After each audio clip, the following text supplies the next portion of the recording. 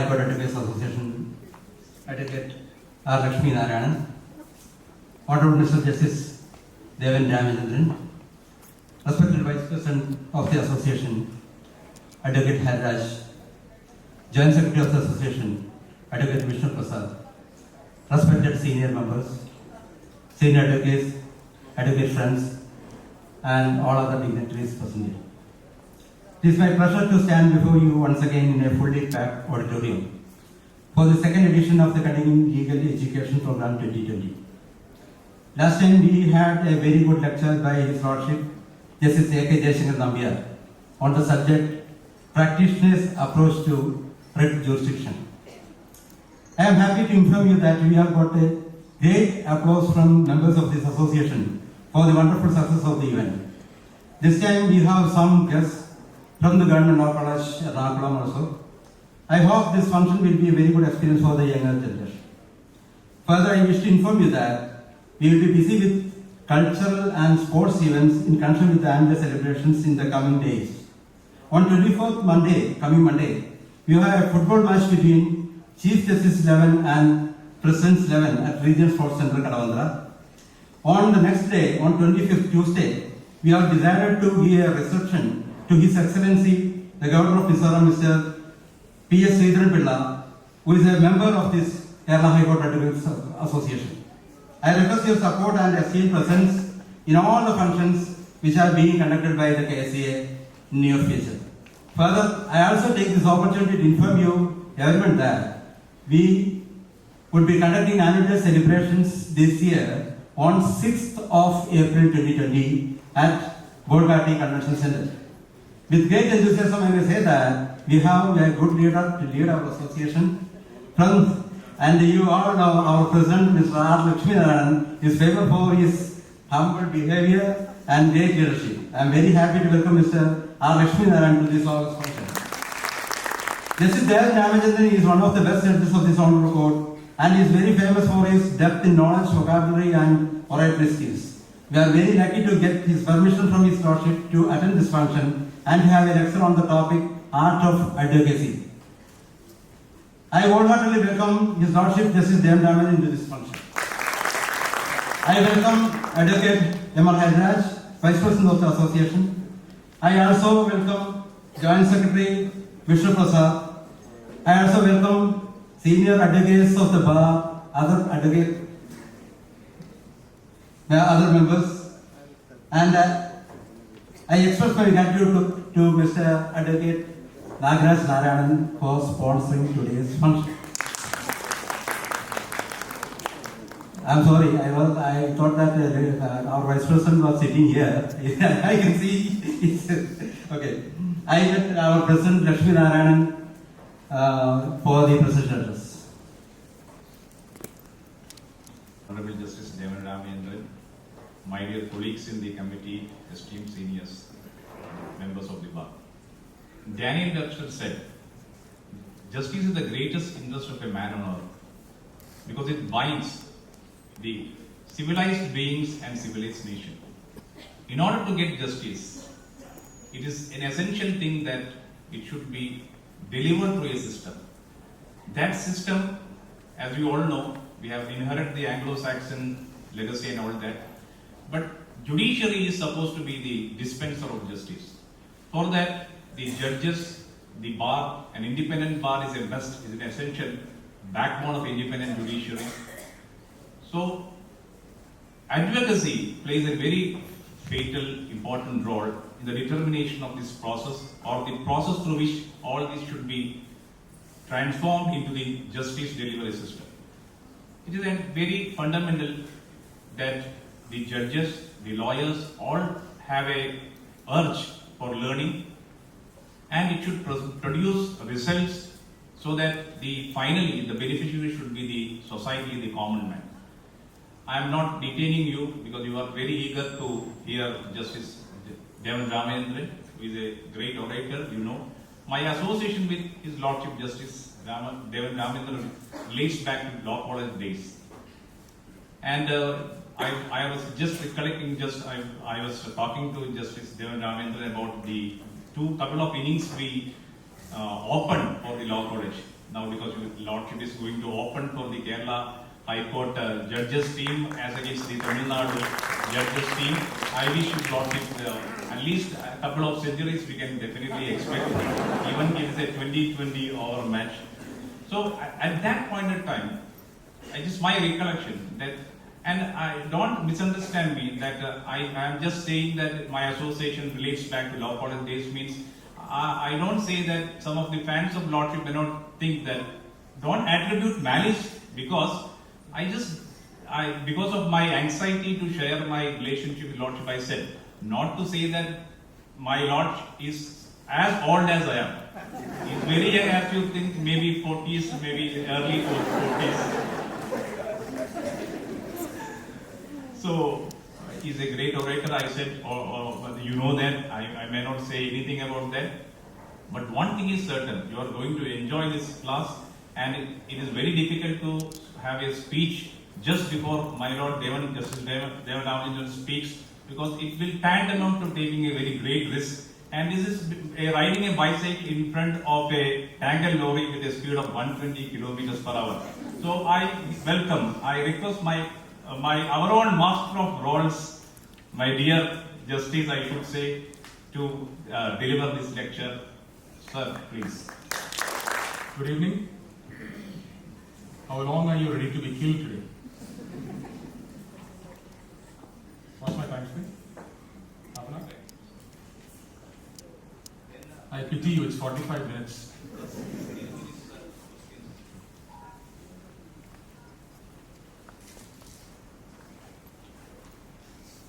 I'm sure Rajendran Nair sir is here to hear me speak because he's testing me today. He's invited me to speak on the 29th. This is my audition.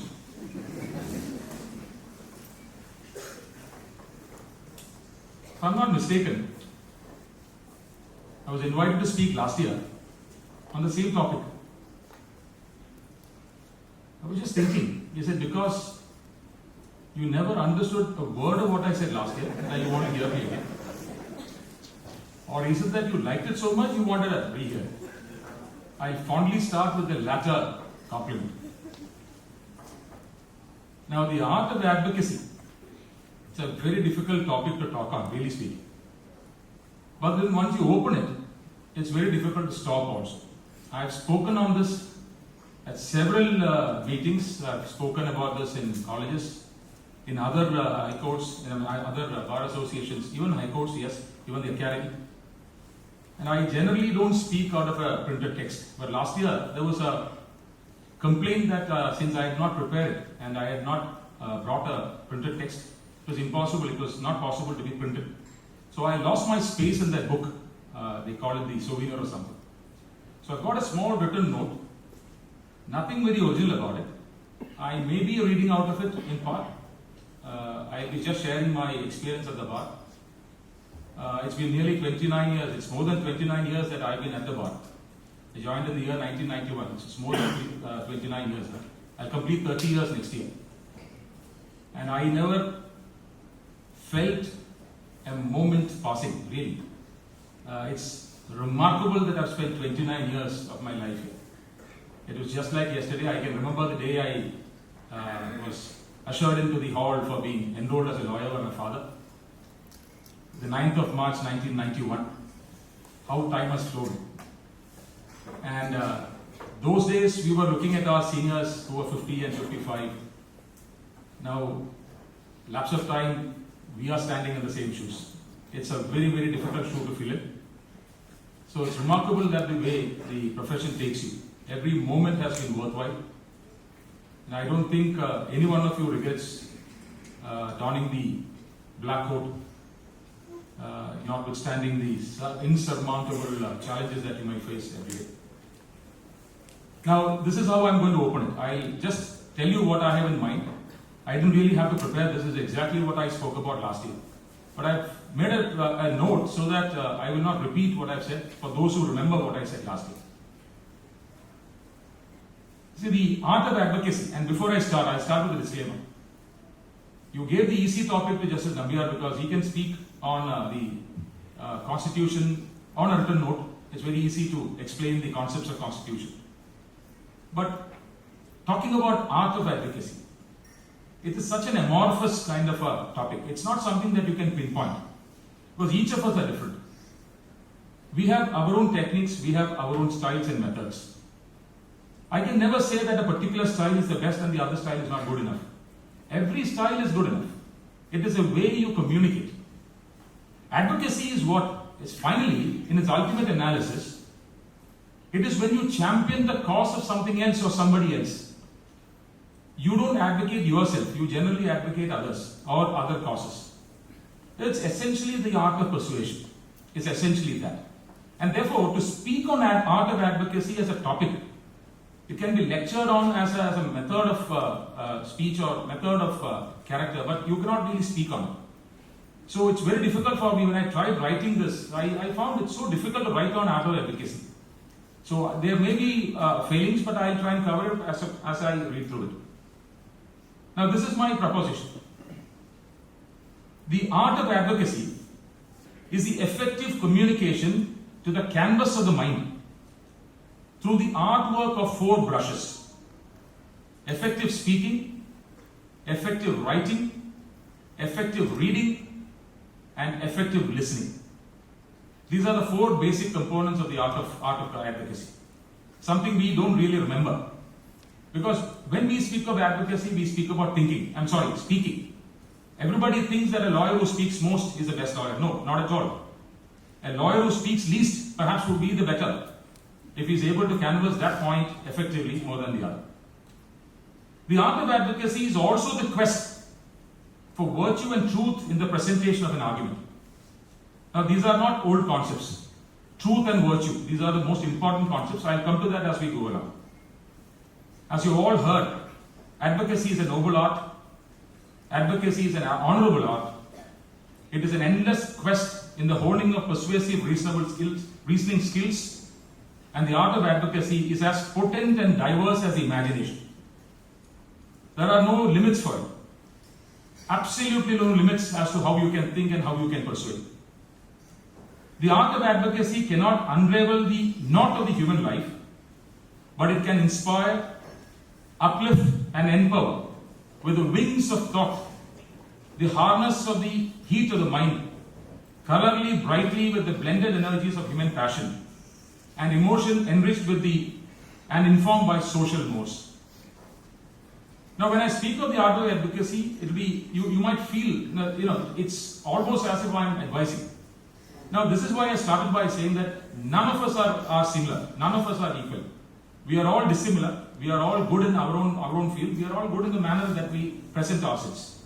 So that is why when I read to you, when I tell you what I have in mind, I am not talking about a standard. There are no standards. Please keep this in mind. Every one of you will have to understand this in the manner that you think is appropriate to you.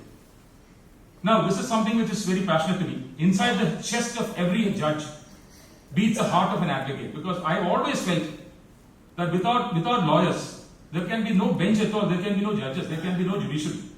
Without lawyers, we cannot judge, we cannot take a decision. We cannot even move an inch without a lawyer there. So if your lawyers are on strike, we generally can't sit. It's as important as it is. So therefore, your role as an advocate is paramount in the scheme of the judiciary. Now, this is how I'm going to open the proposition as to the art of advocacy. Now, the topic is the art of advocacy. Now, just keep away the T from the THE, art of advocacy. Just keep away T. What do you get? You get the heart of advocacy. The heart of advocacy. And the T stands for the truth. So if you analyze the art of advocacy to be the truth, heart, advocacy, that is the true function of an advocate. Now, the advocate must play the issue, not the opponent, with concrete ideas and not illusion. But the human element is always at work in this art of persuasion. The art of advocacy involves the awakening of one's own knowledge, one's understanding of each other.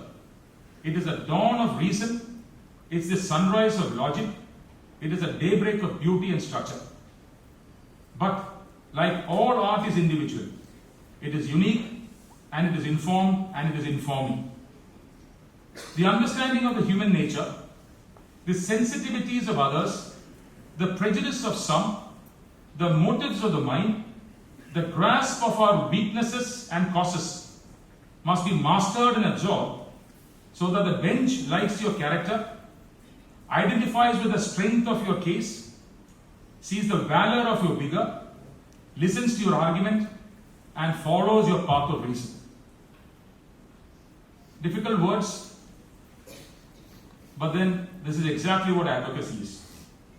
But then I'll sound a caution.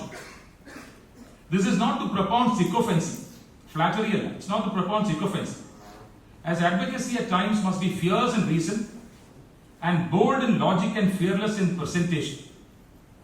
Advancing the unsavory cause is a hallmark of skilled advocacy. It serves to emphasize the cold, objective nature of our adversarial system. The skilled advocate maintains the rock of objectivity and foundation of cold reason for every step in presentation of the cause. With courtesy and ever mindful of preserving the dignity and independence of the court, remaining a servant to the rule of law and assisting the exercise of judicial power. Something which is very close to me. I'm going to tell you something which is very close to me. The art of advocacy is not the art of unburdened persuasion. Don't be under the impression that you can persuade somebody by saying the same thing over and over and over again. It is not the art of unburdened presentation.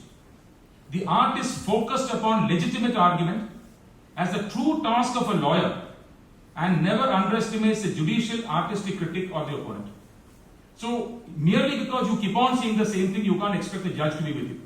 In fact, the result would be to the contrary. Now, the aim of all artists is to reveal the art and not the artist.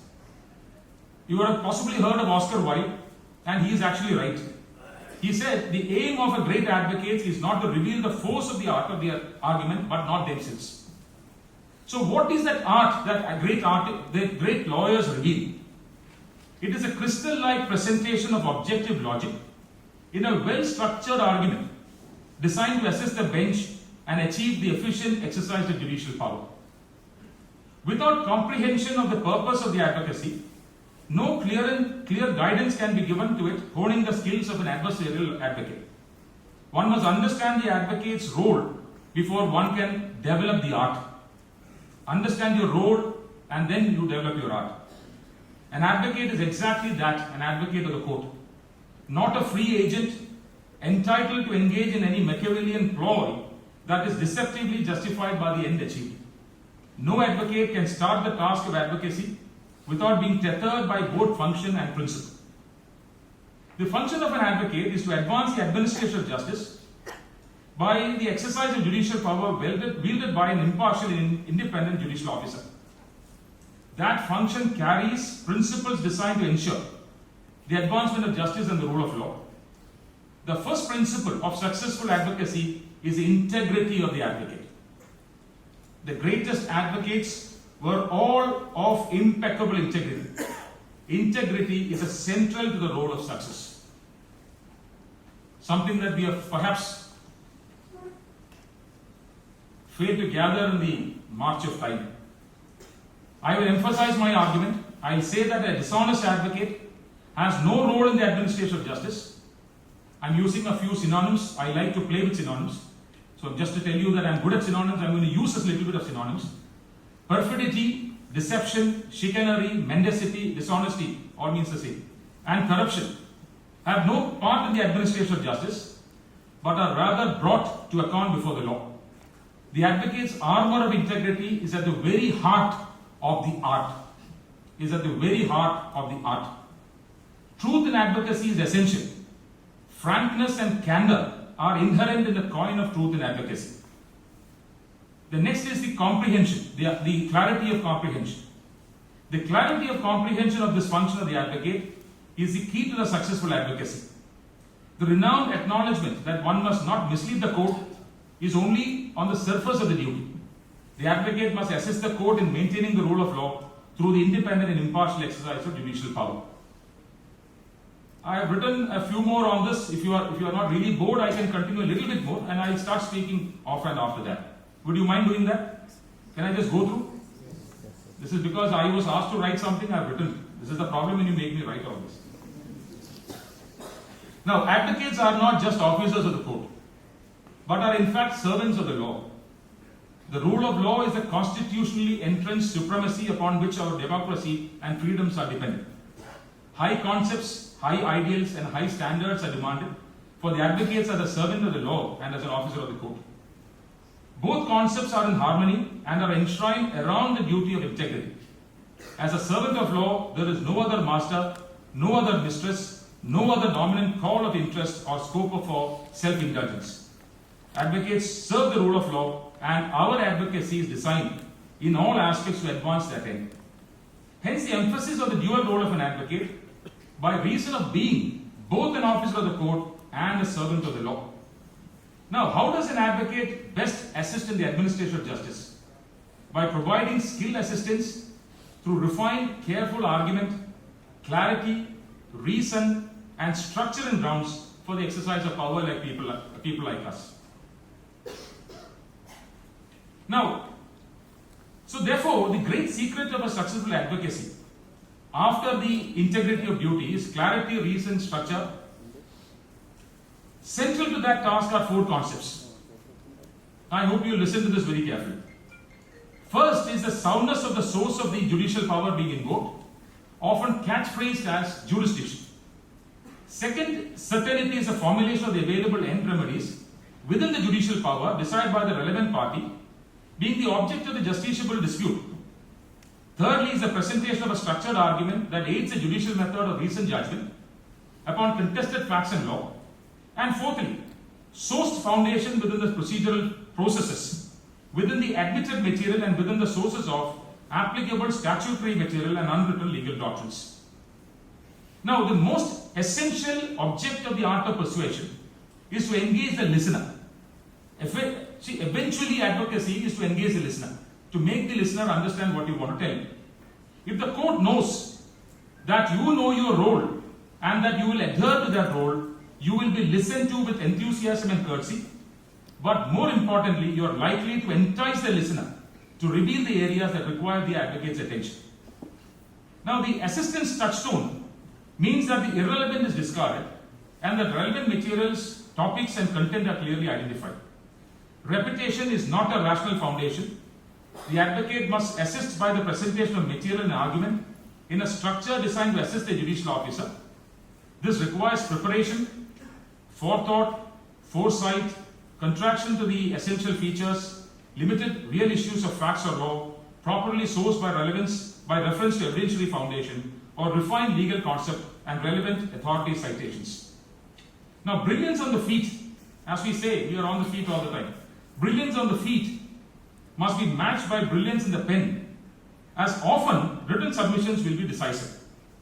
That the written work of an advocate is of utmost importance, as reflected by the fact that the exercise of judicial power is reduced to writing. The written submission should aid that task by lucid reason. The chronology should also be equally well drawn. I'm more or less completing my written note.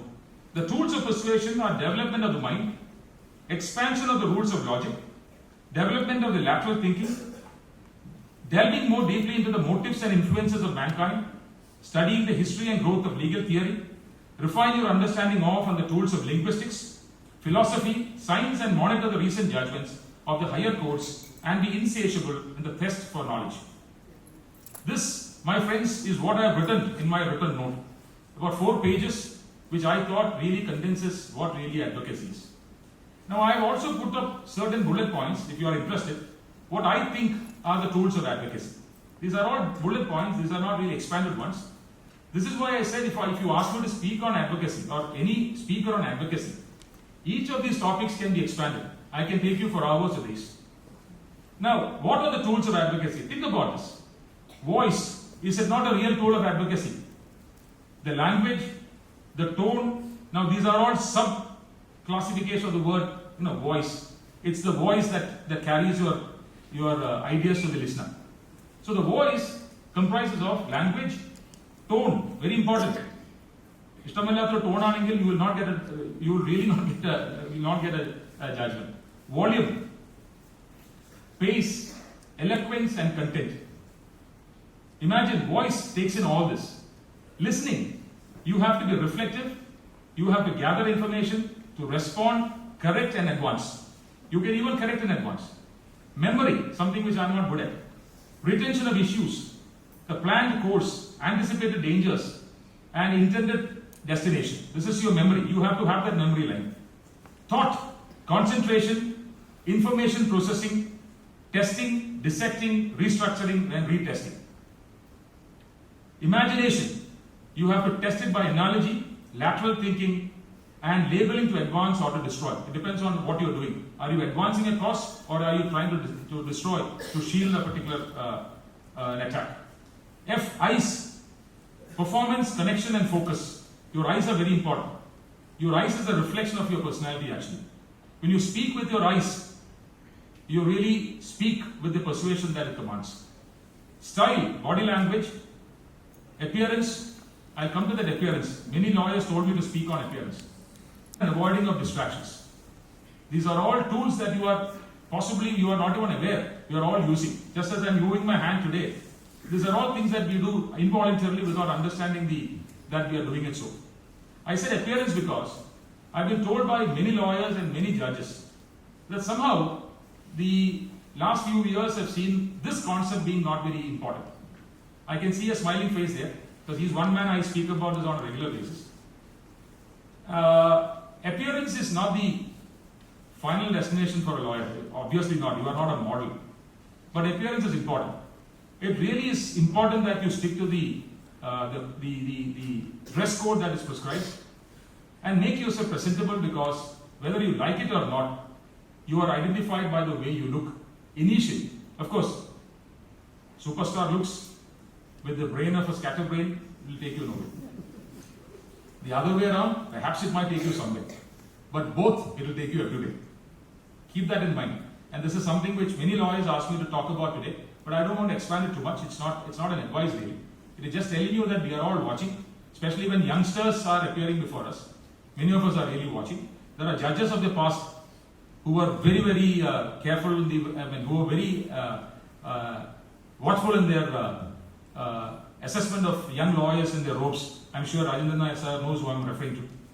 And they would get angry if you are not properly attired. We are not like that anymore. But then it really makes it great common sense to be well presented and well appearing. Emotions. This is something else that you should be very careful of. You should have the empathy, the enthusiasm. You can have humor, fear, joy. You can have sadness, pity, interest, passion, sincerity, sensitivities, everything. All your emotions are in play when you are in a court of law, in a courtroom. There is no doubt about it. It depends on the situation, it depends on the manneredness. But what is important is the manner you harness it. It is nothing wrong that you show all these. I have listed it like this. I have said empathy, enthusiasm, humor, fear, joy, sadness, pity, interest, passion, sincerity, everything. Every emotion that you have, you can exhibit in a court of law. There is no problem there. But it's a manner in which you do it. And these can be really used by you as your most potent weapon. If you use even sadness in court effectively, it is a surefire passport to an order. But it depends on how you do it. Don't ham it. It's not that hamming kind of an acting. It is a controlled acting, a methodological acting. Then instincts. You will always have the involuntary gut response to a situation that you face. Something that comes to you even without a preparation. You may not be ready for that even while you have prepared your case, maybe 3-4 days before that. But that involuntary gut response, reaction on merits, and the warning bells. There are some courts, some situations where your warning bells are on, you know where to retreat. Then the habits that a lawyer has, the conditioning, the training, the routine and the practice. And of course, finally, very important, please take this from me, health. This is nothing to do with art of advocacy. But then, if you don't have proper health and if you don't have a good body, believe me, your art of advocacy is wasted. Because you cannot do that. You will be at home. You will be in a hospital. So body, mind, integrity, repute. All these are important. This is the health. Not merely of your body and mind, but of your integrity and repute also. I'll come to the reputation part of it after I finish this. Now, I ask myself, what is the key to an effective advocacy? Now, my answer to this is this. There is not one key, as every mind is different. So I cannot tell you what is the key to advocacy. Every mind is different. The effective advocate shapes the key to every different occasion. So this is my answer to that. Many people have asked me what is the key to an effective advocacy. If I had known that, I would have been the best lawyer. I wouldn't have been a judge at all. I didn't know, and therefore I took over. I took the opportunity of crossing over. I made a mess of both. Sorry for that. Focus. You have to be pre-formulated in your purpose and reason for anything that you say. Even though I said that you might respond on a Pavlovian reaction to many things that happen in court, you really have to be pre-formulated. The broad contours of your case you have to understand. You should know where the parameters you have to set. These are the boundaries within which you move around. Within which you can move around. But then beyond that, you have to be very careful. If you don't know that, you will certainly transgress. Then don't be distracted, don't freeze, and don't listen to crickets when you are in a court. There may be various factors that are distracting you, but don't do that. Be focused. Always have a higher number and a lower fraction, a higher plane of analysis, or a more detailed level of analysis. Keep that ready with you whenever you prepare for a case. I'll make it very simplified when I talk to you later. This is not me talking, this is what I've written. Silence can also be an effective tool of advocacy. Because sometimes silence is the best method of trivializing an opponent's contentions. Use it sometimes, it's very effective. Sometimes, not always. If you're silent always, you get nothing. Now, attack the argument and not the advocate. This is something which I've been seeing in our courts and every other court. Unfortunately, many of us have done this. I have also done it. It's something that we do it without understanding. Please don't attack the advocates. Please don't attack the opponent, but attack the argument. So when you attack the argument, you are not really attacking any individual. You are attacking the concept. You are attacking the principle, the premise. Then don't repeat the opponent's argument. I've said something about style. Now these are all very general concepts. I'm not saying these are all things that can be exclusive. Eye contact, body and hand gestures, very important, believe me. And you will know this only when you sit up. When all of you get the opportunity to sit where I am sitting today. Please understand, body language, eye contact and gestures are very important. We can read you with your gestures. I can understand where you are going with your gestures. I can understand where you are going with your body language. I know exactly where you want to go with your eye contact and the way you are going around. It's very important. So that's something that you have to develop. It is a personal style you can develop on your own. Sincerity and conviction. Maintain courtesy. Of course, maintain the dignity of the court and control sound bites. Now, I've listed certain categories under the word polish. It says minimize the risk of interruption, maintain order, organization and decorum, identify the plan of presentation, use all the technology that you can get now, effective use of the aids. There are so many technologies that you have. I am a technology innocent. I have no idea about the latest computer or the other systems. I am bad at that. But you can always use it. And then timing. That's also very, very important. Finally, this is the most essential thing for a lawyer. Controlling yourself. Keep calm. Never shoot out. It doesn't require you be calm all the times. Use nerves as the energy for focus because you are never scared if you are really prepared. Don't rise or speak in anger or distress. Don't do both. Don't rise in anger or in distress. You don't have to be either. And I'm just using a cricketing word. For the last 2 days we've been on the field, so ignore sledging and don't be baited and don't do both. It's possible that lawyers next to you will sledge you, especially the youngsters would have seen that. Seniors like us have a feeling when a youngster is opposing us. How dare he or she oppose me? I am senior enough. So there's a lot of sledging going on in the court, which perhaps you don't hear or see from the backbenches, which I can see. I can see. On a regular basis, I see the sledging going on. I pretend not to see it. I smile. I look at the other side. But my eyes are there, my ears are there, I still see. So this is my written submission. This is all that I have written. I have a small tailpiece. This is actually from the American Journal. I don't know who has written this. Whoever has written this is brilliant. This is how the tailpiece defined an advocacy. Please listen very carefully. Be brief, be pointed, let your matter stand. Lucid in order, solid at heart. Spend not your words on trifles, but condense. Strike with the mass of thought, not drops of sense. Press to close with vigor, once begun, and leave, however hard it is. Leave off when done. This is how the American Journal described advocacy. You may not have understood anything that I told you now, but you read this again, you will understand how profound it is. This is something that every budding lawyer should really keep in mind. This is, in essence, what advocacy is. So this is all that I've prepared, and this is what I'll give for, if they are interested in publishing it. Now I'll come to the topics that we normally speak about. Now, I believe this is something which I've been saying in all my speeches. A lawyer is nothing but the reputation. The youngsters here should really remember this. When you come into the profession, please understand that you will be guided, you will be always judged by the reputation that you have. However brilliant you are, if others don't think that you are a good lawyer, you are not a good lawyer. However mediocre you may be, if others think that you are a good lawyer, you are a good lawyer. This is the profession. The profession goes by the reputation. And reputation is something that you develop over the years. It is not something that you have in 1 day or 2 days or even a few years. It's a reputation that you build across your life. It's an extremely slow-cooked reputation. And that is how it should be also. Don't think about shortcuts.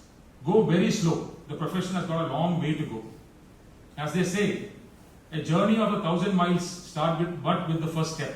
It is the first step that really takes you forward as you go along in your life. Have a good mind. Develop a good mind.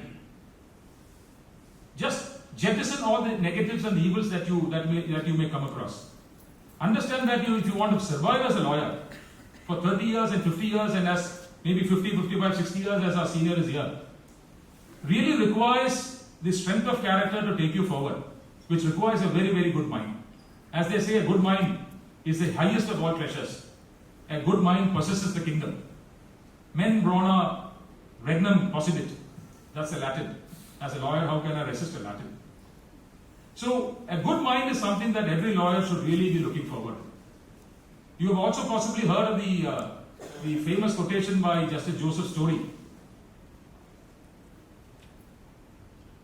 Law is a jealous mistress, which requires long and constant courtship. It is not to be won by trifling flavors, but by lavish homage. Now, this quote has been defined and interpreted by various people in various methods. One possible way of looking at it is that you have to spend a lot of time on this. Your profession can really drain you. Your time will be spent on the profession.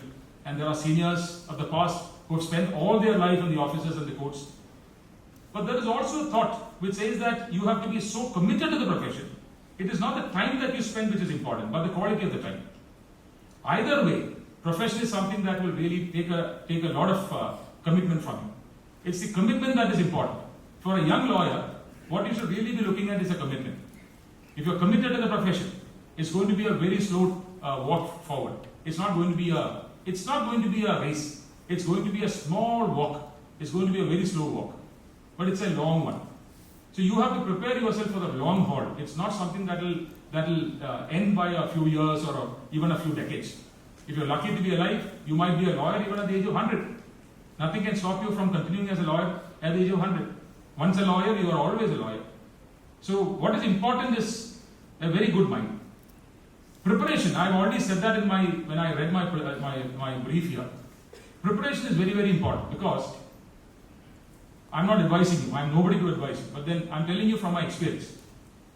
When you see a concept, when you see a problem, when a client comes to you, please understand that the client comes to you with a genuine problem. No client will walk into a lawyer's office to see your office or to see you.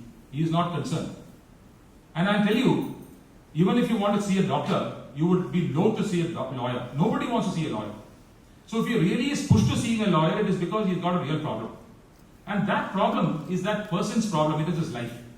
So when you analyze the problem, don't analyze it like a mathematical theorem. You have to analyze it from the standpoint of a life issue. It's a human issue.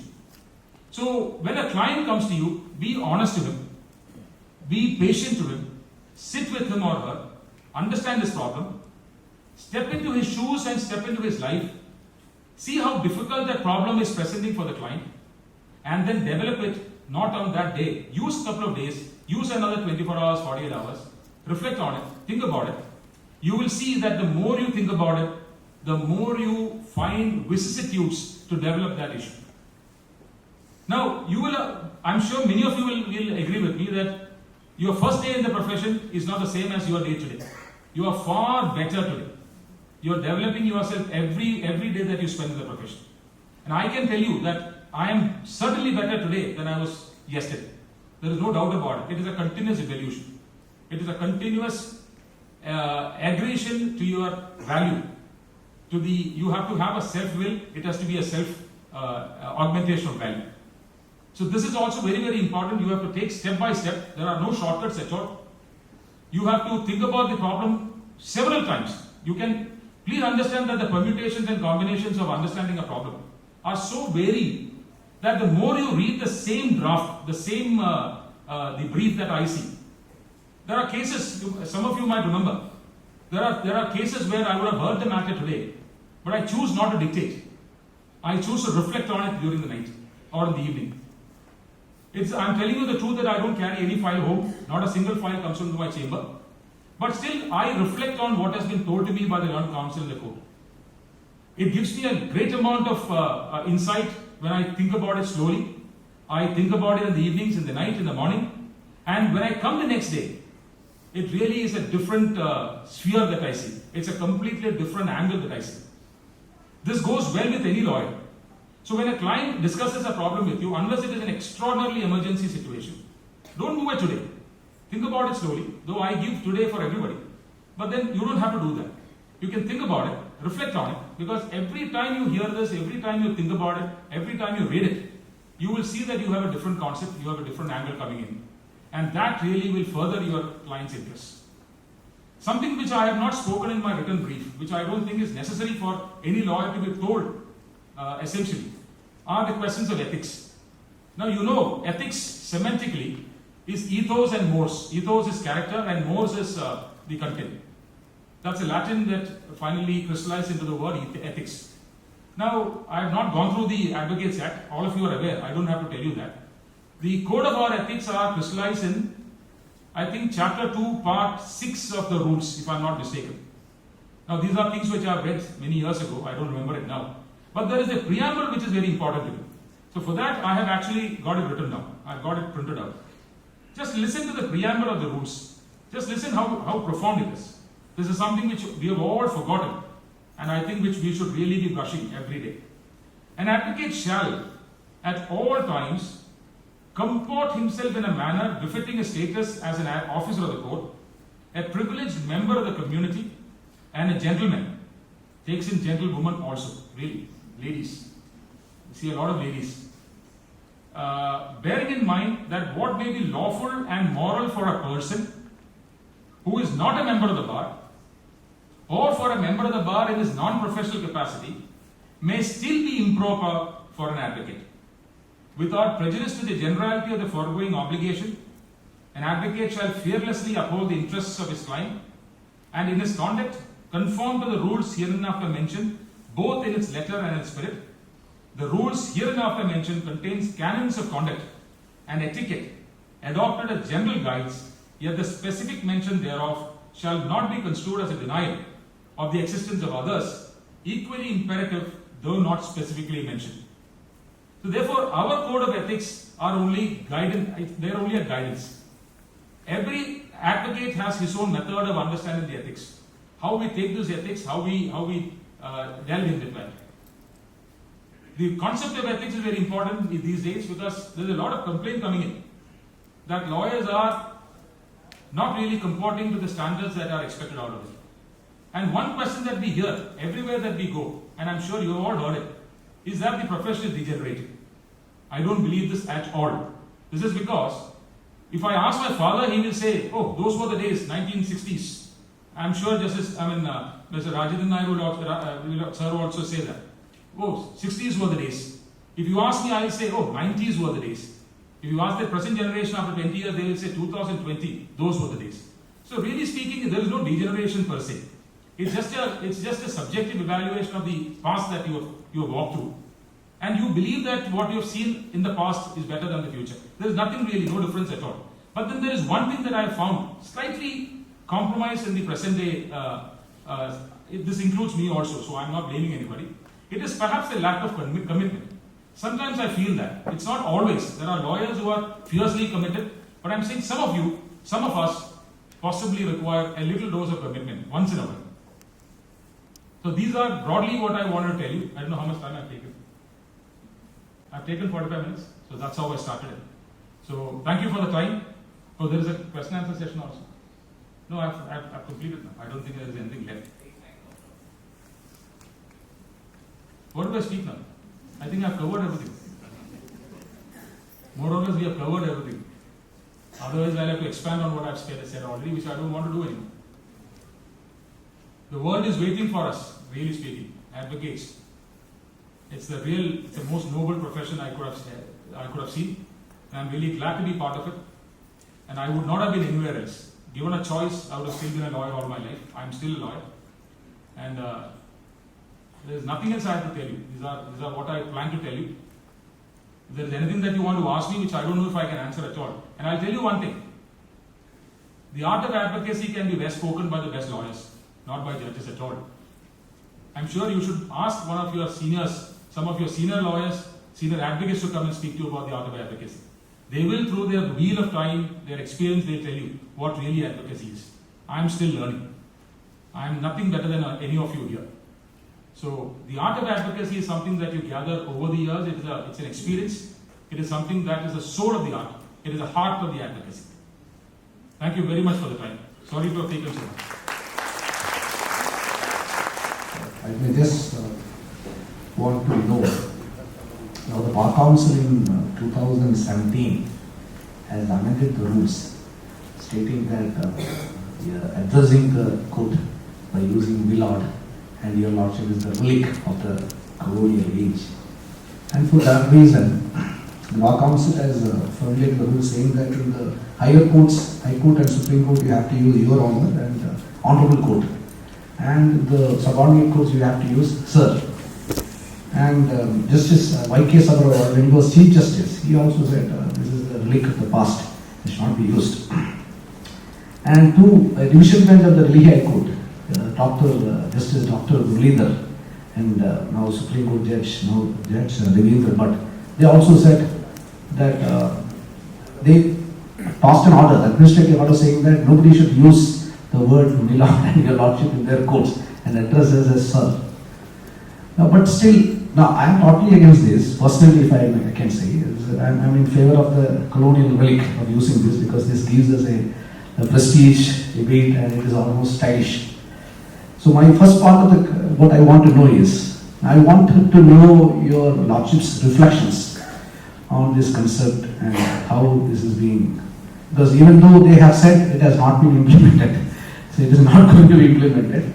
The Delhi High Court, they tried a lot. Dr. Justice Muralidhar, that everybody was scolded, but still everybody is still using it, and he has now unsuccessfully dropped his attempts.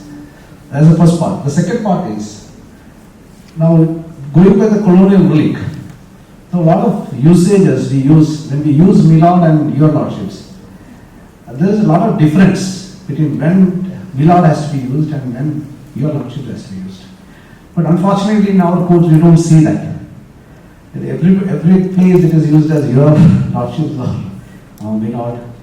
Number one. Secondly, the ladies are to be addressed, lady judges are to be addressed as your ladyship and my lady. But nobody is doing that.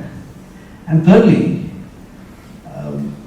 jurists like Glanville Williams and a lot of other British jurists say that in the court the lawyer should never give, in my opinion, according to me, you can submit and suggest as strongly as you can, but never use it.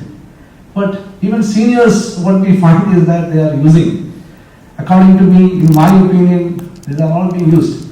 So does it give a rightness? So how the youngsters will follow? Who will they follow? So what is the method in which the youngsters can be trained in the colonial way of dignity to be maintained in the court? And I may also say, your Lordship has used the word opponent so many times. And going by the ethical path, we could never use the word opponent. Can only say learned friend, and the learned friend is more formal. We can say only my friend. So that is also a issue to be which we see. So this training which we should have on the ethical part, whether our juniors and others should have, whether we should have a culture on this. Well, I wish to know the reflections of your Lordship on this. That is right. Nagaraj has really used the time.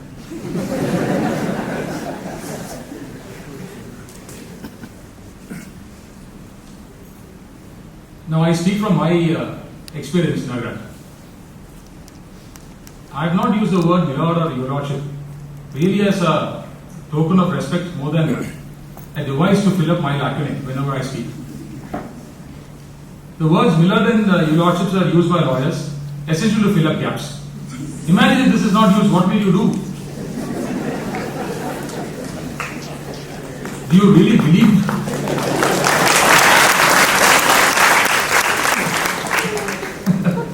This is why nobody has been able to stop it.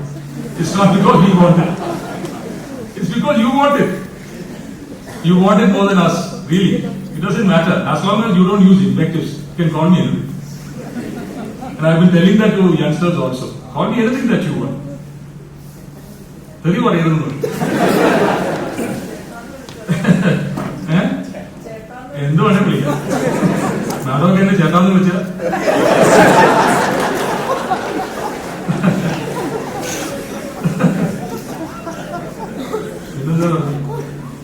opponent എന്ന് ഉദ്ദേശിച്ചത് it's only in my topic. Its opponent is semantically used. You don't address the other as opponent. You certainly have to say my learned friend. And this is a lesson that I received. I think a week after I became a lawyer, I appeared, in fact, on that day it was a misfortune. I appeared before Justice Butt. Justice Butt was sitting in old court number 7. And I walked in to argue a matter of my father's. And I made a mess of it. Believe me, Justice Butt shouted the hell out of me.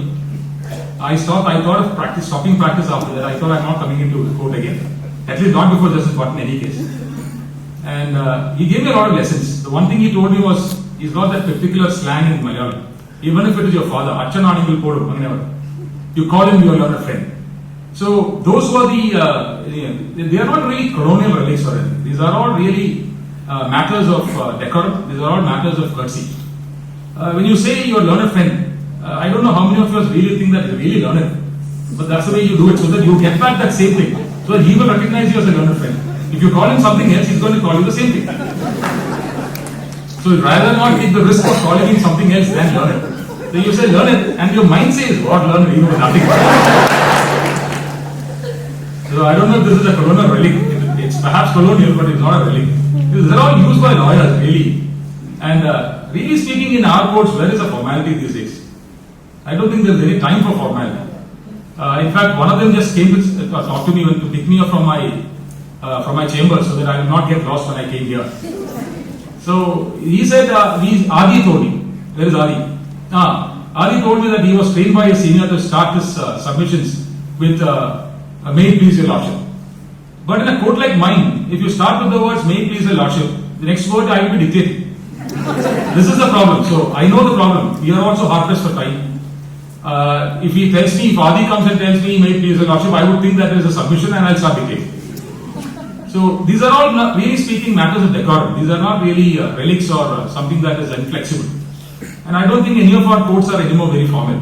I am speaking that for all courts in India, not Kerala High Court alone. So if the lawyers want to change, why not? We'll change everything. It's not a problem at all. You can stop calling. Why don't you call the ladyship also? Why not? Why is it that we are still calling? I have always asked myself. Because whenever I had appeared outside Kerala, I remember I appeared before Justice Nagaratna, just before I was elevated. I was addressing her as Milady and your ladyship. But when I come here, if I see Sharsi or somebody sitting, God, and they seem to like it. So come on, give them what they like. What else did you ask me? My opinion. Huh? My opinion and according to me. Oh, that's good enough. In fact, if a senior comes and tells me, certainly yes, any lawyer, that I think I am against you, Nagaraj. I think every lawyer is entitled to an opinion, and it is your opinion that you are speaking in court. Your opinion is formulated based on the law and the structure that you have. But then what you are saying is certainly your opinion. There is no doubt about it. This is your opinion that you garner across the years, over the wheel of time. And that opinion is different from the opinion of a client or the opinion of an ordinary person. Because this is an opinion that you have really speaking forged out of your experience as a lawyer. It certainly, if a senior comes to me tomorrow and tells me this is my opinion, I might even accept it. I don't think it is wrong at all. I will definitely accept any one of you telling me your opinion, and you put it across as your opinion, I'll accept it. I have no problem. Really, take it from me.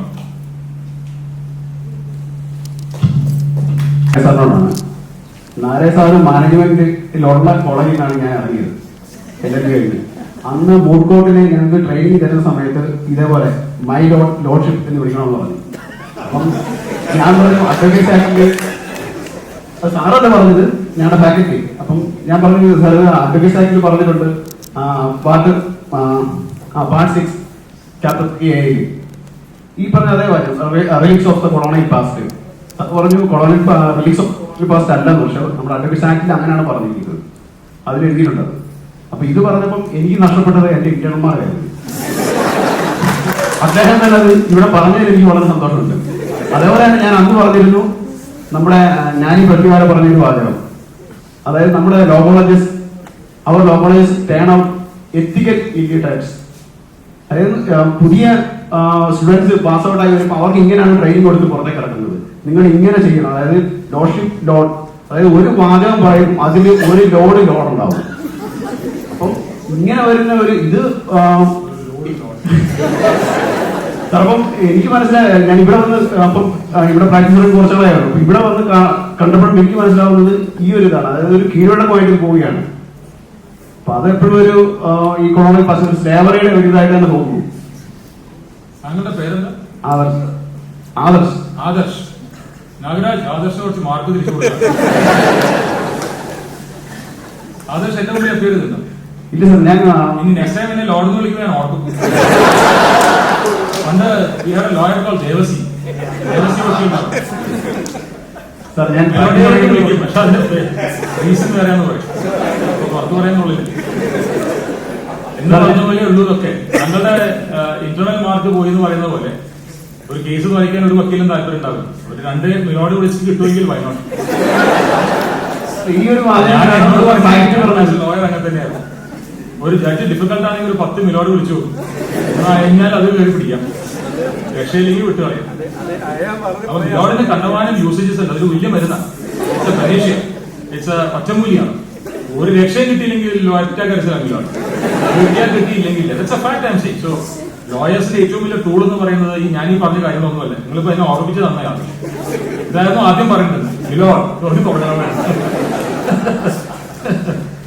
Lower കോർട്ടിൽ പോയിട്ട് milord എന്ന് വിളിച്ചിട്ട് എന്റെ അടുത്ത് I am not sure this is true, somebody told me milord എന്ന് വിളിച്ച സമയത്ത് case തള്ളിയത് ഇങ്ങനെ കളിയാക്കിയതാണ്. ഇത് somebody told me when I went to visit bar association somebody. അവിടെ ഏതെങ്കിലും ജഡ്ജിനെ കണ്ടിട്ട് മിലോഡ് എന്ന് വിളിച്ച അപ്പൊ തള്ളുന്നതാണ്, കാരണം കളിയാക്കിയെന്ന് വിചാരിക്കുന്നതാണ്. അതുപോലെ ഞങ്ങളെ കയറി യുറോണർ എന്ന് വിളിച്ചാൽ ഞങ്ങളെ കളിയാക്കണമെന്ന് വിചാരിച്ചിട്ട് നിങ്ങളുടെ ഫേസ് വലിക്കുമെന്ന് പറയുന്നിട്ടായിരിക്കാം വക്കീലമായി വിളിക്കാൻ. ഞാനത് പറഞ്ഞല്ലോ, തെറി ഒഴിച്ച് എന്തും വിളിക്കാം, no problem. In fact mister judge എന്ന് വിളിക്കാൻ തന്നെ വിചാരം അല്ലെ, sir, mister judge, your honour, it's all the same. Mister judge എന്ന് വിളിക്കാം. Try calling tomorrow. Sir continuation ആയിട്ട് പറയുകയാണെങ്കിൽ സാർ, കഴിഞ്ഞ ജൂലൈ രാജസ്ഥാൻ ഹൈക്കോടതിയിൽ ഒരു ഫുൾ കോർട്ട് ബെഞ്ചിൽ കൂടിയിട്ട് റെസൊല്യൂഷൻ പാസ്സാക്കിയിരുന്നു, അവിടെ ഇത് യൂസ് ചെയ്യാൻ പാടില്ല. ആ ജഡ്ജിന്റെ പേര് ഞാനിപ്പം പെട്ടെന്ന് ഓർക്കുന്നില്ല. അദ്ദേഹം ഡൽഹി ഹൈക്കോടതിയിലായിരുന്ന സമയത്ത് അദ്ദേഹത്തിന്റെ കോർട്ടിൽ അത് യൂസ് ചെയ്യാൻ പാടില്ലെന്ന് നേരത്തെ പറഞ്ഞിട്ടുണ്ടായിരുന്നു. അദ്ദേഹം ചീഫ് ജസ്റ്റിസ് ആയിട്ട് രാജസ്ഥാനിൽ പോയപ്പോഴാണ് ആ കോർട്ട് ഫുൾ കോർട്ട് എല്ലാ കോടതിയിലും അത് പാടില്ല എന്നുള്ള അതിൽ പ്രോബ്ലം ഇല്ല. ഈ കേൾക്കുന്ന ആള് നിങ്ങൾ വിളിക്കുന്നത് കേട്ട് ഞാൻ ലോഡാന്ന് വിശ്വസിക്കാത്തോളം കാര്യം പ്രശ്നങ്ങളൊന്നും ഉണ്ടായിരുന്നു. നിങ്ങൾ വിളിക്കുന്നുണ്ട് ഞാൻ ഈശ്വരനാന്ന് ഞാൻ വിചാരിച്ചാൽ I'm in a fool's paradise. വിളിക്കുന്നതിലല്ല കുഴപ്പം, അതൊരു കീഴ്വഴക്കം പോലെ കൊണ്ടുവരുന്നു. അല്ല, അത് മാറ്റുന്നതിന് ബുദ്ധിമുട്ടില്ല. ലോയേഴ്സ് തീരുമാനിച്ചത് നാളെ ഹൈക്കോർട്ടിലെ അല്ലെങ്കിൽ ഇന്ത്യയിലുള്ള കോടതികളിലെ ലോയേഴ്സ് എല്ലാവരും they decide not to call a judge, not to address a judge as Milord. It's a one day job. കഴിഞ്ഞില്ല. പക്ഷെ കൊടുത്തിട്ടുണ്ടായിരുന്നു. അതെ, പക്ഷെ അസോസിയേഷൻ പാസ്സാക്കിയ റെസൊല്യൂഷൻ പാസ്സാക്കിയ ആ അസോസിയേഷനിലെ പ്രസിഡന്റും സെക്രട്ടറിയും അടുത്ത കേസിൽ വിനോദം വിളിക്കും. ഇതാണൊരു പ്രശ്നം. ബിക്കോസ് അതൊരു കീഴ്വഴക്കം മാത്രമല്ല, ഇത് നിങ്ങളിപ്പോ വരുന്ന സമയത്ത് അത് പറഞ്ഞു ആർഗ്യൂ ചെയ്യുന്ന സമയത്ത് അറിയാതെ വരുന്നത്. It's a fact I am saying. I am sure ഇവിടെ ഇരിക്കുന്ന every lawyer will understand. Students may not understand this. You will learn it as you come in. ആദ്യം തന്നെ വരുന്ന സമയത്ത് മിലോടെന്ന് വിളിച്ച് തുടങ്ങുന്നത് അതൊരു സണ്ണി മാപ്പിനെ പറ്റി ഒരു പഴയ ജോക്ക് വരും. പരിചയമുള്ള ആൾക്കാർക്ക് പറഞ്ഞു കൊടുക്കും. സണ്ണി ഉണ്ടോ അവിടെ? അപ്പൊ ഈ മിലോഡ് വിളിക്കുന്നത് it's actually a filler. Word കിട്ടാതിരിക്കുമ്പോൾ വരുന്നതാണ് ഈ മിലോഡ് വിളിക്കുന്നത്. എല്ലാത്തിലും കറക്റ്റ് ആയിട്ട് വീഴും, എവിടെ വേണമെങ്കിലും വീഴ്ത്താൻ അതിലേക്കുള്ളൊന്നുമില്ല. അതിനെപ്പറ്റി നമ്മൾ അത്രയധികം ആലോചിക്കേണ്ട കാര്യമൊന്നുമില്ല. If you decide tomorrow not to address a judge by the word milord, everybody is happy. I have വലിയ ഇഷ്യൂസ് ഒന്നും ഉണ്ടാവുന്ന എനിക്ക് തോന്നുന്നില്ല. Really speaking, and I am telling you with full honesty, I don't think any judge of this court will really like you to continue to call us Milord or anything. ഇപ്പൊ ഞങ്ങൾ കുറെ വിളിച്ചിട്ടുണ്ട്, ഞങ്ങൾ വിളിച്ച രീതി അങ്ങനെ ഞങ്ങൾക്ക് നല്ല ഓർമ്മയുണ്ട്.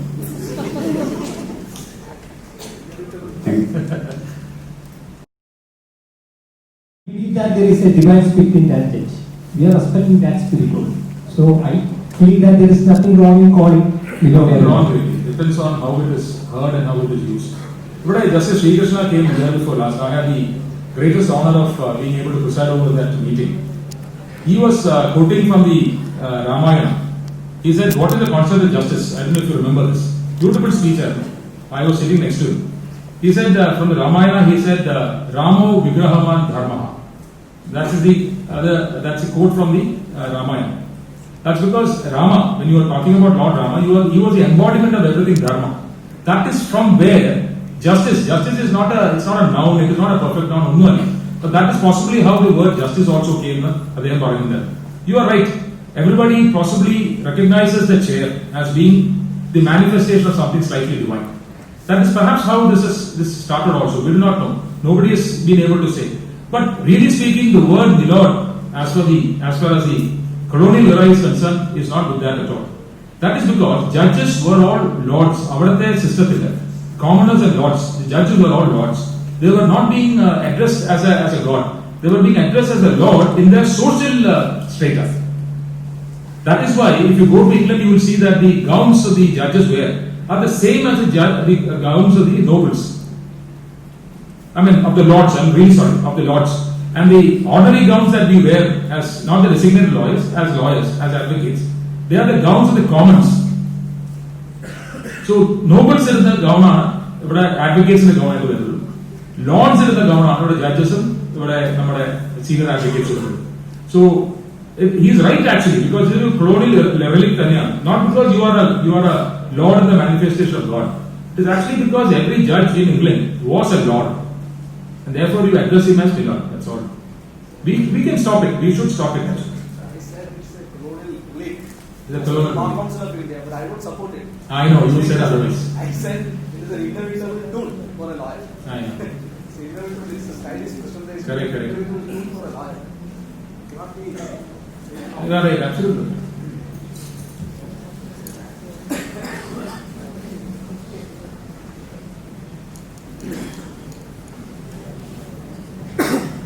സാറേ, എനിക്ക് ചോദിക്കാനുള്ളത്, ഞങ്ങൾ കേസ് വിളിക്കുന്ന സമയത്ത് ഒരു വക്കീല് വളരെ വേഗത്തിൽ ഓടി കറക്ഷൻ കോടതി വരുമ്പോ അത് ജഡ്ജിമാർക്കുണ്ടാകുന്ന ഒരു സിമ്പതിയാണോ, അല്ലെങ്കിൽ അത് ഉണ്ടാകുന്ന ഒരു ഇവരെന്റെ കേസിൽ വൈകി പോയി, അങ്ങനെ എന്താ ഫീലിംഗ് ആണ് ആ സമയത്ത്? അത് തോന്നുന്നു ആളെ പോലെ ഇരിക്കുമ്പോൾ ആരാണ് കിതച്ച് കയറി വരുന്നത് അവരെ പോലെ ചിലപ്പോ ഡോറിന്ന് ഓടി വെക്കാനാണ് കിതയ്ക്കുന്ന പോലെയൊക്കെ കാണിച്ച് ഐ വോണ്ട് എൻജോയ്മെന്റ്, ജമ്മതി കൊടുക്കും. ഇന്നുണ്ടായി ആരെങ്കിലും വന്നെനിക്ക് ഓർമ്മയില്ല. She was gasping for air.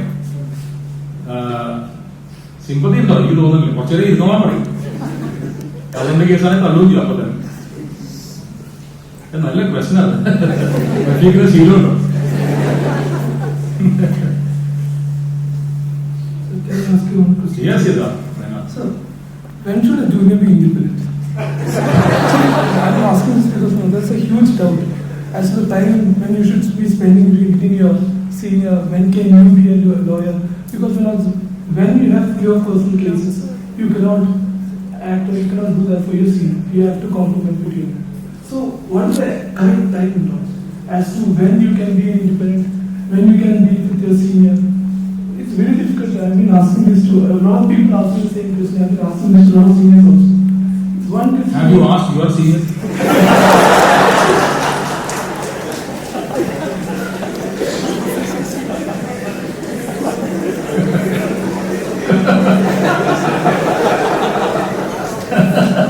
Now they think about that. No, it's a great question, really. I think many of us became seniors only because our seniors let us be seniors. It's a fact. I started my career with my father. I don't know when I became independent or if I ever was independent. I am not sure if I were ever independent. I was 25 and a half years with my father.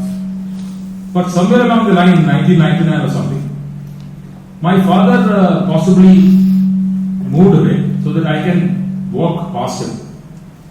That's the greatest attribute of a senior. I'm not casting aspersions on anybody else. If you are a real junior and if your senior is a real senior, he will tell you the day on which you can become senior. You can become independent. I'm telling you honestly. Because it is a senior who has seen you working, it is a senior who has seen you develop, it is a senior who has seen you grow.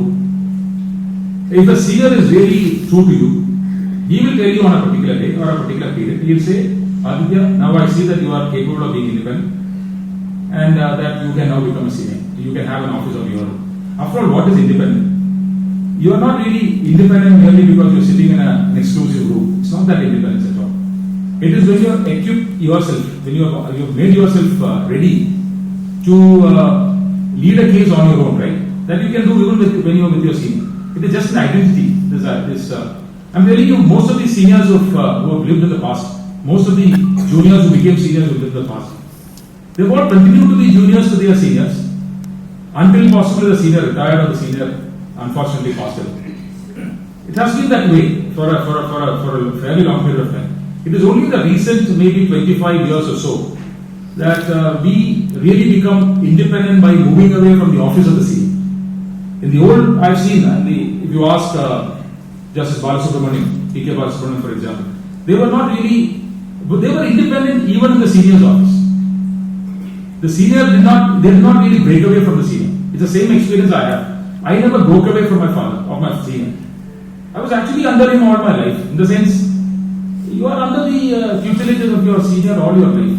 But if you want to set up an office of your own and you want to have wings of your own, it really is your confidence.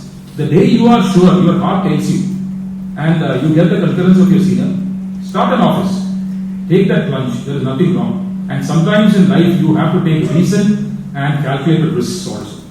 So the day you are ready, go for it. Ask your senior and go for it. Don't tell him that I asked you to be senior. My question is with relation to as a community, as lawyer community as a whole, every part, even judicial, everyone included. Have we been not proper in recognizing merit? Have we degenerated? Because while the lecture was going on, I noted your comment with relation to, and most of the people seniors making a comment that there is drastic degeneration in the profession to an extent. So my question is very particular that we know there are a lot of things that can't be spoke, because being a young lawyer, when you're coming into profession and you're introduced into a community, there is limits for anyone to speak out when we see injustice. But we see injustice. It is not something big, but the consequences are big. So I want an opinion from an experienced mind that have we, in a continuous nature, is there a degeneration to the effect that we are not admitting or accepting merit, regardless of that person's personality? What is his merit or his her merit? on that aspect, are we not appreciating it? Is there a trend of such nature? And is it continuing? And what and suggestions with relation to if it is a positive thing that is being noted on, sir, would be the suggestion? How can we build up that culture again if we have lost it? What is your name? Samir. Samir, when I said when I was speaking, I can't see the degeneration. I've been very clear in my mind that there is no degeneration per se. I can't see that. I don't think there is degeneration at all. This is only a way of speaking. That's why I said. The seniors of earlier will say our times, they will be talking about 1950s. The next generation will talk about the 1970s. The third generation will talk about the 1990s. It goes on like that. But I don't think there is a degeneration per se. But all that I thought I should bring into the notice of the members of the bar is that there is a feeling of complacency sometimes, especially among the middle level bar that I see now. I am specifically referring to the middle level bar because they are the leaders of the future. They are the leaders of the next 5-10 years. There is a sense of complacency. This is Madi and the Vishwasikan complacency. Madi. That is one thing that is worrying me because as we were trained, we were told or we were taught never to say this is enough. There is nothing called enough. You can keep on doing. This is why we have the best of lawyers. That's because they never stopped at a particular level. Our success rate our success they kept on learning. For example, if you see there's a gentleman called N. Subramanian, he's a senior most today. You will be surprised if you go to his office today. You will be surprised to see he reads every law book. He makes notes of it. He's got rolls of paper in his office. Keeps on reading and keeps on noting whatever he has to. He's not even in active practice anymore. Comes to this court every day. He honors me by visiting my chambers once in a while, giving me tidbits about how I should go on as a civil judge. This is remarkable. These are the kind of people that we want. Here, somewhere along the line, we start believing that this is enough. This is money. I've reached, I've got a car, I've got a house, I've got a good office, I've got 10 juniors, I'm good enough. No, there's a continuous self-evolvement. There's a continuous of adding value to yourself. And that value, it is insatiable. Value keep on increasing. So this is why this particular lecture that I gave, though I went in quite quickly because of the lack of time, the one thing that I want to keep on saying, and this is what I've been telling everybody, is the concept of adding value to yourself. Please, all the youngsters in this hall, please understand that the most important thing that you can do to yourself is to keep adding value to yourself. Don't think why. Because the moment you are deserving, you will get the opportunity. Just imagine a situation where you get the opportunity and you are not deserving. You will fail in the opportunity that you get. You have seen several people who fail in spite of getting opportunities. That's because they were not deserving. There is an aphorism that I always keep into my heart. First deserve, then desire. First deserve, then desire. So you have to be first deserving, for which you require to consistently work. I'm not saying, I started with the quotation of Justice Joseph Story, being the law being a jealous mistress, and I said it is not that you have to spend all your time there. I am not a proponent of thought that a lawyer should spend 16, 17 hours in the office. I am not so. I am a proponent of the thought that you should spend equal time with your family, enjoy life, have friends, do whatever you want to do, but don't dilute your commitment. It is just a commitment that you want. It is not the number of hours you spend. It is the nature of the hours that you spend.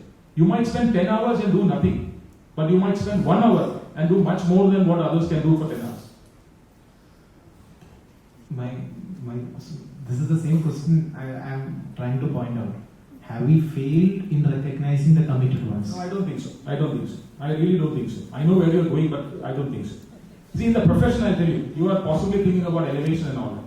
Forget about all that. That's not relevant. No. Then, as a lawyer, how do you say merit is not recognized? If you are a meritorious lawyer, clients will only come to you. See, for a client, it doesn't matter whether you are X, Y, or Z. For a client, they want the best. When he invests money, he wants the best investor. If you guide yourself to be the best in the profession, take it from me. It will get recognized. How do you say that among lawyers merit is not recognized? I don't understand that at all. You will be recognized. You have to be recognized. The best lawyers are people who have been recognized. Work for it, Samir. In 10 years, I would like to see you as one of the finest lawyers of this court. Thank you. Go for it, Samir. There is no degeneration also. I don't think there is a degeneration at all. The present bar is brilliant actually. Very brilliant, really. And I hope the next generation will be equally brilliant. We have the finest lawyers.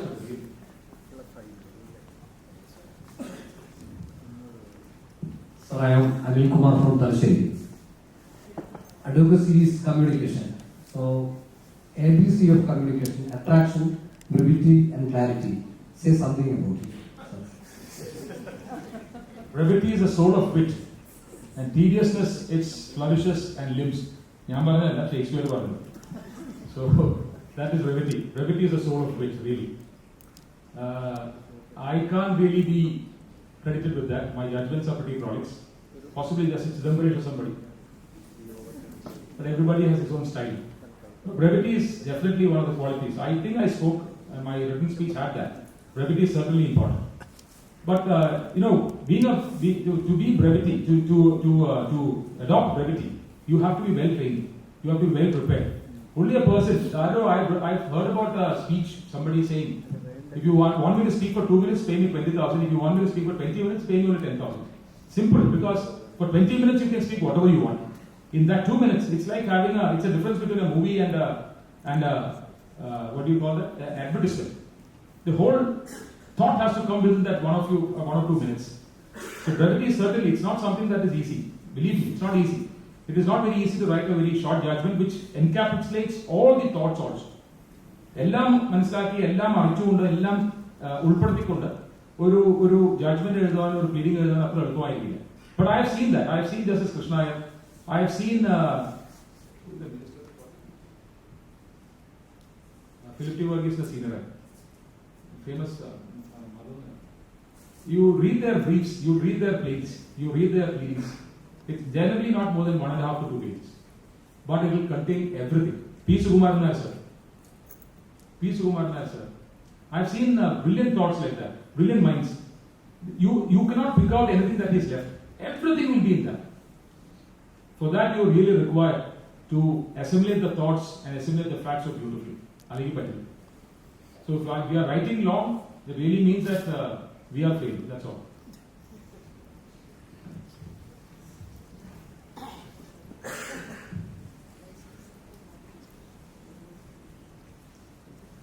So this is not strictly into the topic. I would like to know the key points to say why the lawyer's profession is so noble.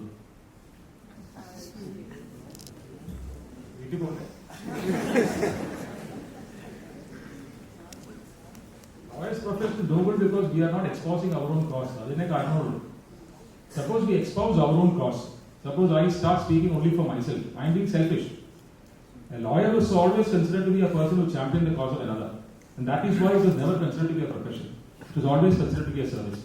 But times have now gone past. It is a profession now. We are charging for the time, we are charging for reading, we are charging for vetting, conference and everything else. Things have slightly changed, but still, it continues to be a noble profession because we are espousing another cause. That is why if you see our gowns, I don't know if the latest gowns have it, there is a small pouch in behind. It is just tied down. You know the story behind it. The lawyers in the earlier times, they were all rich enough. They didn't require money. So they would do their work, and when they pass by, the client would just put whatever they want in that. But these days, what do? We look at the pocket and then decide whether we want to take the case. So things have changed a little bit, but the profession continues to be the most noble of it. And it is for you to now keep it noble. That is why we are all now talking to you like this. Our times are gone. Now the new generation who are coming in, it is your responsibility now to keep the profession noble. So it is a great responsibility on all of you now, not on us. We have done our bit. We have either made it good or we have made it bad. Depends on how you see it. But then it is now up to you. It is your shoulders that the profession is looking for. You have to maintain it noble. Thank you,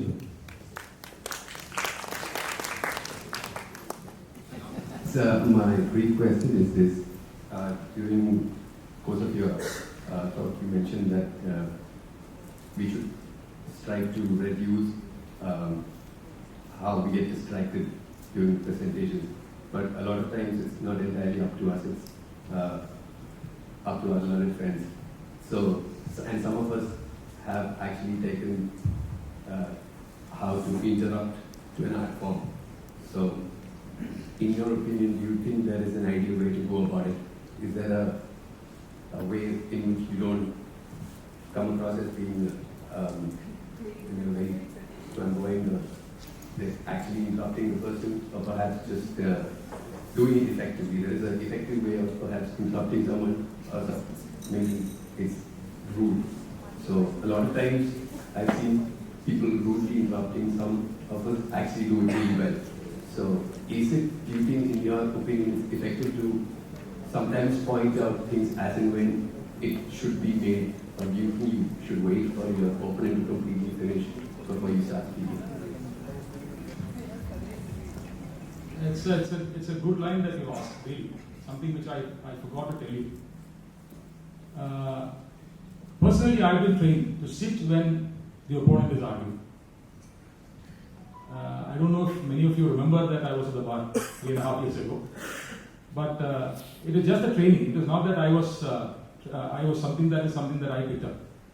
I was told by the judges of those days to sit when the other is speaking. That's pure courtesy. Absolute courtesy. That is why if you see in my court, I don't pass orders asking a lawyer to give a copy to the other. Sometimes complaints are made saying that I have not been served with a copy. You see the way I handle it, I don't pass an order. I simply say your friend will give you a copy, and that really works. The friend will certainly give you a copy. It's the same thing with interruption. We have a classic method of interruption. You start by saying, without meaning to interrupt, but you definitely want to interrupt. The game is simple. When you're doing so well, you have to be interrupted, otherwise you're taking the judge away. So you start up and say, without meaning to interrupt, and if that doesn't work, he will sledge you. There is no doubt about it. But then it's a pure matter of courtesy. It's something that we have to learn to live with ourselves. It's something that we have to give to each other. It's not something that I can teach you or you can teach me. Everybody has his own methods.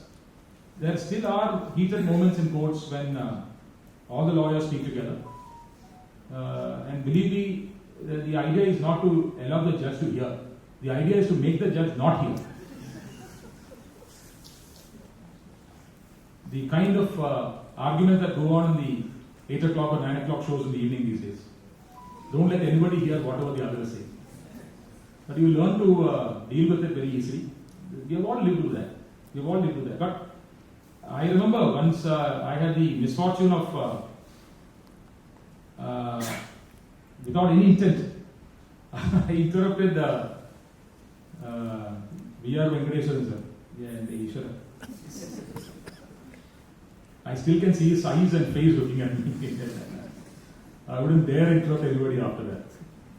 But these days I think lawyers are far more powerful.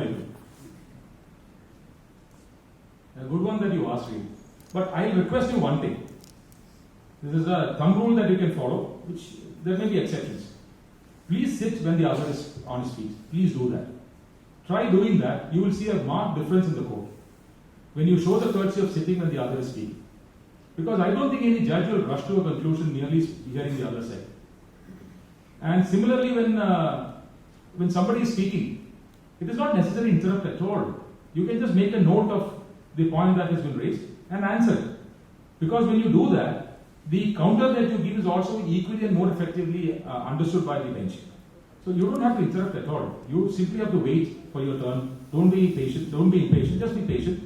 You will get the time when the judge will certainly turn to you and ask you, so what do you say? You certainly will have the time. I really do not know why you should interrupt. I don't know. And you are asking me as to how to interrupt effectively. I don't know. You can possibly pull him down or something. Kick at his feet or something. Thank you. That was a very motivational and thoughtful session. I thank Justice Devan Ramendran sir for delivering this lecture on the topic Art of Advocacy.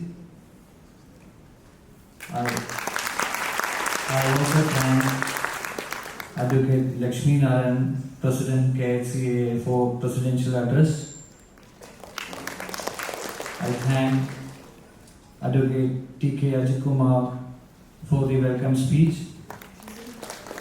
Now I also thank the executive committee members Navneet Pai, Ayathan Erapalli, Ayatha Shanai and Dilip for their support. And now I thank the students from GLC as well as the professors who accompanied them. I now thank the senior lawyers and other lawyers who are present here. Last but not the least, I also thank Advocate Nagaraj Narayan for his cooperation.